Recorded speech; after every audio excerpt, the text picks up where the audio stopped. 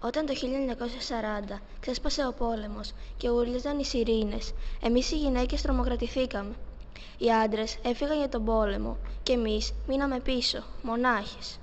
Το χειμώνα αποφασίσαμε να βοηθήσουμε τα παλικάρια μας. Πλέκαμε, ζυμώναμε, μπαλώναμε για τους άντρες και τους περιποιούμασταν όσο μπορούσαμε, ενώ όταν περνούσαν από το χωριό, βγαίναμε όλες έξω, τους χειροκροτούσαμε, τους αγκαλιάζαμε, τους ζητοκραυγάζαμε και άλλες φορές κουβαλούσαμε πολεμοφόδια ψηλά στην Πίνδο όπου είχαν στρατοπεδεύσει. Συμβάλαμε πραγματικά στη νίκη της Ελλάδας, της πατρίδας μας. Ήταν έδοξες εποχές αυτές.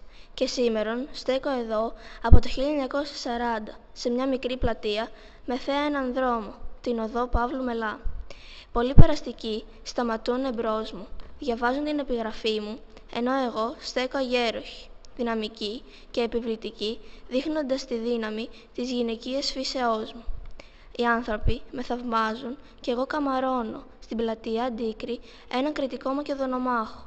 Το παλικάρι αυτό στέκει καμαρωτό με ρόμη και αποφασιστικότητα και όλοι το θαυμάζουν γιατί πολέμησε για μια γη μακριά από τη δική του, για τη Μακεδονία, στην οποία στέκεται τώρα. Μιλούμε συνέχεια για τα κατορθώματά μας. Μιλούμε για την παλιά τη ζωή, για το μέλλον, το πώς έχει αλλάξει ο κόσμος, αφού αυτός έχει μεγαλύτερη ηλικία από εμένα. Και έτσι ήρεμα κυλούν οι ημέρες, στο κέντρο της Θεσσαλονίκης, στην οδό Παύλου Μελά, με τον κόσμο που μας φωτογραφίζει και θαυμάζει.